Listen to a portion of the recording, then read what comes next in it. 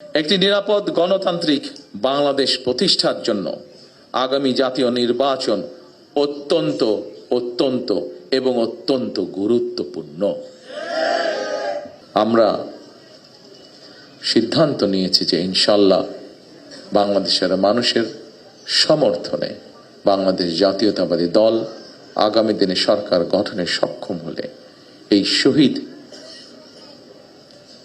পরিবার যারা আছেন, জুলাই যোদ্ধা যারা আছেন, জুলাই আন্দোলনের যারা শহীদ পরিবার বা যোদ্ধা আছেন, তাদের যে কষ্টের কথাগুলো যে কয়জন ব্যক্তি, যে কয়জন মানুষ তুলে ধরেছেন কষ্টের কথাগুলো, এই কষ্টগুলোকে যাতে আমরা কিছুটা হলেও সমাধান করতে পারি। যাকে আমরা হারিয়ে ফেলেছি তাকে তো আমরা ফিরিয়ে আনতে পারবো না, কিন্তু যারা পেছনে রয়ে গিয়েছেন সেই পরিবারের সদস্যদের বিভিন্ন সুবিধা অসুবিধাগুলো যাতে দেখভাল করতে পারি এই মুক্তিযোদ্ধা মন্ত্রণালয়, কারণ তারাও একজন মুক্তিযোদ্ধা, তারাও আপনারা মুক্তিযোদ্ধা হিসাবে আপনারা গণ্য। 71 সালে এই দেশের মানুষ, মুক্তিযোদ্ধারা এই দেশের স্বাধীনতা অর্জনের জন্য জীবন দিয়েছিলেন। এই দেশের স্বাধীনতা অর্জনের জন্য যোদ্ধারা ত্যাগ স্বীকার করেছিলেন। ঠিক একইভাবে 24-এ যে যোদ্ধারা যুদ্ধ করেছেন তারা স্বাধীনতা সার্বভৌমত্ব রক্ষার যুদ্ধ করেছেন। স্বাধীনতা সার্বভৌমত্ব অর্জিত হয়েছিল 71 সালে, তাকেই আবার রক্ষা করা হয়েছে 2024 সালে। জনাব নজরুল ইসলাম খান মঞ্চে উপস্থিত, গণতন্ত্রের অন্যতম সংগ্রামী নেতা জনাব রুহুল কবির রিজভী এবং আমার সামনে উপস্থিত 24-এর জুলাই শহীদ পরিবারের সদস্যবৃন্দ, জুলাই যোদ্ধা আহত মুক্তিযোদ্ধাবৃন্দ এবং সাংবাদিক প্রিয় ভাই বোনেরা, আসসালামু আলাইকুম। আজকে আপনারা যারা উপস্থিত হয়েছেন, কিছু সংখ্যক মানুষ এখানে শহীদ পরিবারের সদস্য অথবা যারা জুলাই বিপ্লব আন্দোলনে শরিক হয়েছেন এবং শারীরিকভাবে ক্ষতিগ্রস্তের শিকার হয়েছেন, এরকম আহত মুক্তিযোদ্ধারা এখানে কিছু সংখ্যক উপস্থিত আছেন যারা বক্তব্য রেখেছেন। আমি যখন ওখানে বসে ছিলাম আমি দেখতে পাচ্ছিলাম বহু মানুষ এখানে আপনারা উপস্থিত আছেন, শহীদ পরিবারের সদস্য, আহত যোদ্ধাদের মধ্যে যারা তাদের কষ্টের কথা তুলে ধরতে চাইছেন বা বলতে চাইছেন। সবাইকে আমরা আজকের এই অনুষ্ঠানের সুযোগ দিতে পারিনি, তার জন্য আমি আন্তরিকভাবে যারা অনুষ্ঠানের আয়োজন করেছেন তাদের পক্ষ থেকে ক্ষমা প্রার্থী আপনাদের কাছে।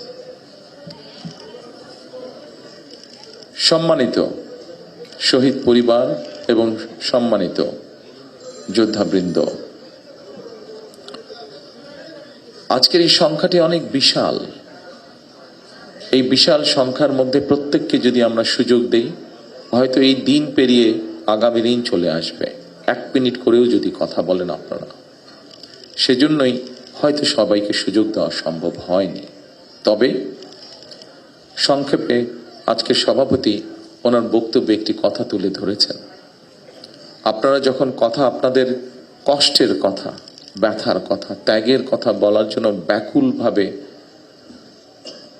সকলের দৃষ্টি আকর্ষণের চেষ্টা করছিলেন, অস্থিরভাবে প্রকাশ করছিলেন নিজের মনের কষ্টের কথা, তখন আমি এবং নজরুল ইসলাম খান সাহেব বসে একটি সিদ্ধান্ত গ্রহণ করেছি যা উনি আপনাদের সামনে তুলে ধরেছেন।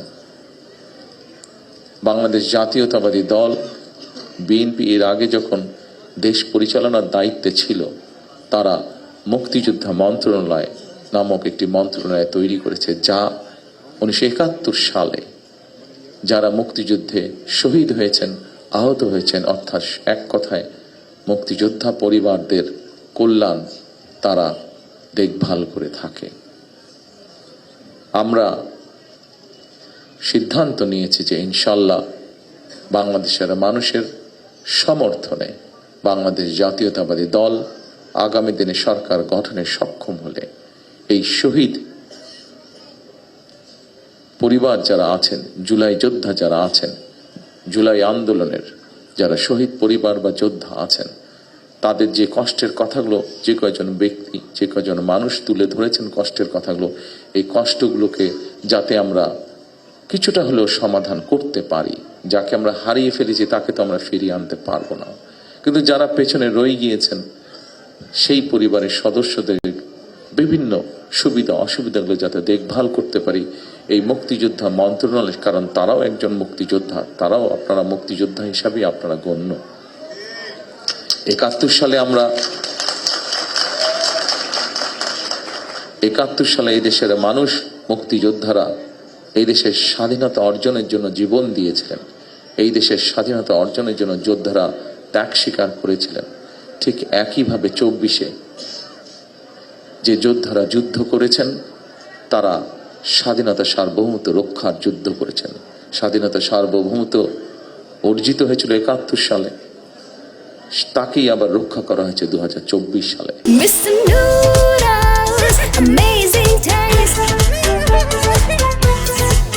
সেজন্যই মুক্তিযোদ্ধা মন্ত্রণালয়ের মধ্যে আমরা আরেকটি ডিপার্টমেন্ট তৈরি করব, যাদের দায়িত্ব হবে এই মানুষগুলোর দেখভাল করা। ইনশাআল্লাহ।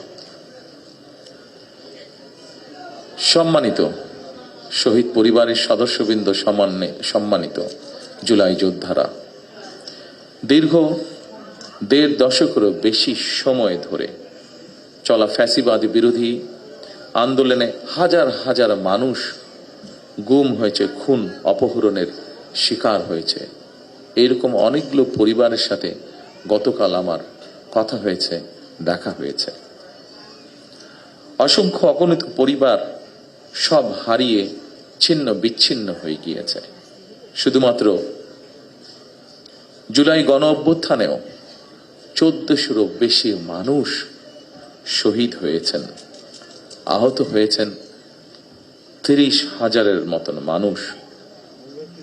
এই 30,000-এর মতন মানুষের মধ্যে এমন কিছু মানুষ আছেন যাদের সংখ্যা 500-র মতন, যাদের কারো এক চোখ অথবা কারো 2 চোখই নষ্ট হয়ে গিয়েছে, পঙ্গু হয়েছেন অনেকে। জুলাই অভ্যুত্থানে যেভাবে মানুষকে হত্যা করা হয়েছে, 1,500-এর মতন মানুষকে যে হত্যা করা হয়েছে, এটিকে এক বাক্যে স্রেফ আমরা একটি গণহত্যা বলতে পারি। জুলাই গণ অভ্যুত্থানে যারা বিভিন্নভাবে আহত হয়েছেন তাদের অনেকেই আজকের এই অনুষ্ঠানে উপস্থিত আছেন, আমাদের সামনে বক্তব্য রেখেছেন কেউ কেউ।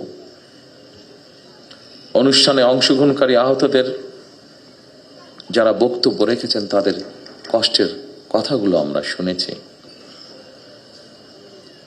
প্রিয় ভাইরা, আপনাদের কারণেই, আপনাদের সাহসী ভূমিকার কারণেই যারা শহীদ হয়েছেন, যারা আহত হয়েছেন, আপনাদের সাহসী ভূমিকার কারণেই ফ্যাসিবাদী চক্র শুধুমাত্র রাষ্ট্র ক্ষমতা নয়, বরং এই দেশ ছেড়ে পালিয়ে যেতে বাধ্য হয়েছে।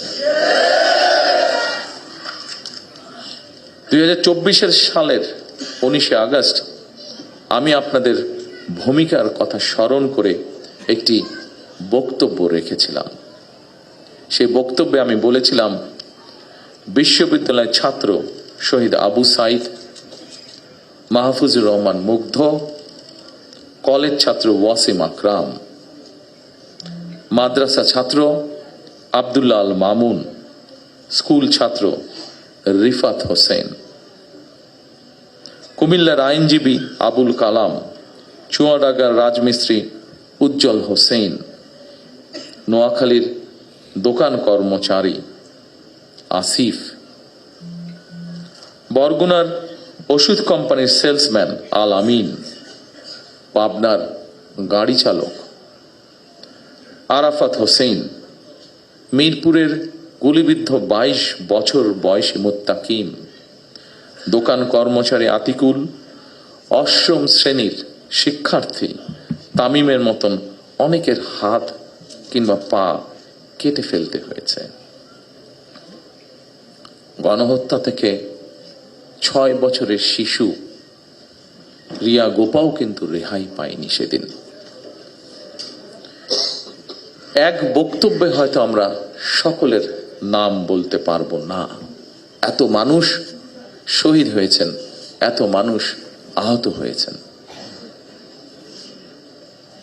ফ্যাসিবাদ শাসন শোষণের বিরুদ্ধে 2024 সালের গণ অভ্যুত্থানে দল, মত, ধর্ম, বর্ণ নির্বিশেষে দেশের স্বাধীনতা প্রিয় গণতান্ত্রিক প্রত্যেকটি সেক্টরের প্রতিটি শ্রেণী পেশার মানুষ সেদিন রাজপথে নেমে এসেছে। সেদিনকার যত ছবি উঠেছে, ক্যামেরায় বন্দি যত ছবি উঠেছে, প্রত্যেকটি ছবি এই কথারই সাক্ষ্য দেয়। 2024 সালের আন্দোলন কোন ব্যক্তি, দল বা গোষ্ঠীর নয়।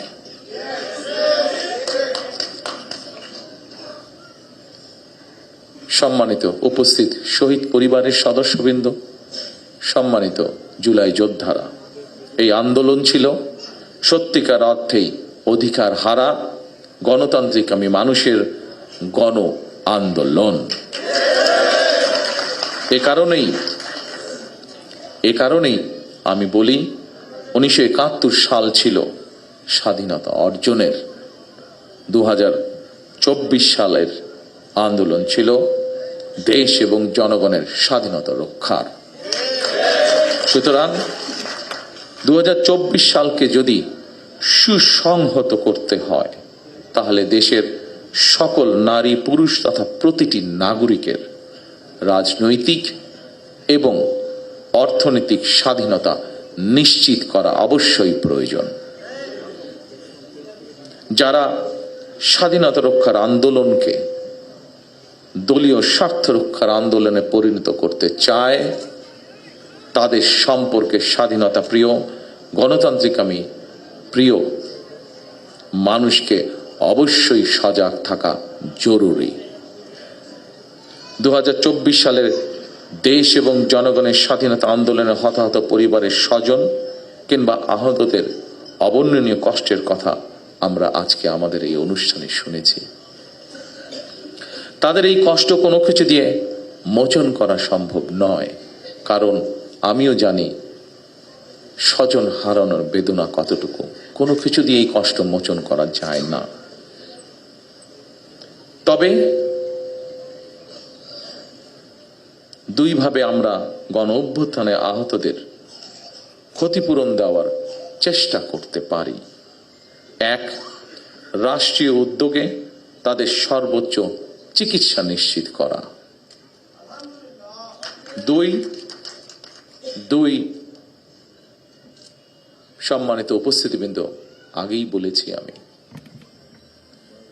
যে উদ্দেশ্য নিয়ে এই সাহসী মানুষগুলো রাজপথে নেমে এসেছিলেন, রাষ্ট্র এবং সমাজ সেই উদ্দেশ্য বাস্তবায়ন করা, অর্থাৎ মানুষের রাজনৈতিক অধিকার, প্রত্যেকটি দল মত নির্বিশেষে প্রত্যেকটি মানুষের রাজনৈতিক এবং তার যোগ্যতা অনুযায়ী তার অর্থনৈতিক অধিকার নিশ্চিত করা। দীর্ঘ 1.5 দশকের বেশি সময় ধরে ফ্যাসিবাদ বিরোধী ধারাবাহিক আন্দোলন এবং 2024 সালে ফ্যাসিবাদ বিরোধী আন্দোলনে বীর শহীদ এবং আহত এবং হতাহতদের প্রতি রাষ্ট্রের অবশ্যই দায়িত্ব রয়েছে। একটি দায়িত্বশীল রাজনৈতিক দল হিসাবে বিএনপি সেই দায়িত্ব অনুভব করে, যার কথা একটু আগে আমি এবং আজকের অনুষ্ঠানের সভাপতি সাহেব উল্লেখ করেছেন আপনাদের সামনে। জনগণের রায় বিএনপি রাষ্ট্র পরিচালনার দায়িত্বে পেলে অবশ্যই পর্যায়ক্রমিকভাবে আমরা আমাদের সেই দায়িত্ব, সেই অঙ্গীকার, সেই প্রতিশ্রুতি আপনাদের সামনে এবং দেশের মানুষের সামনে ইনশাআল্লাহ পূরণ করব।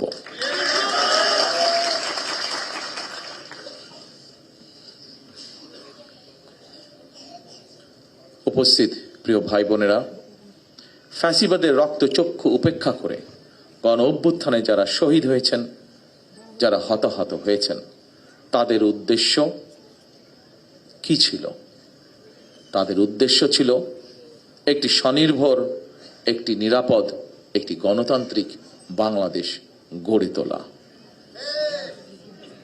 একটি নিরাপদ গণতান্ত্রিক বাংলাদেশ প্রতিষ্ঠার জন্য আগামী জাতীয় নির্বাচন অত্যন্ত অত্যন্ত এবং অত্যন্ত গুরুত্বপূর্ণ।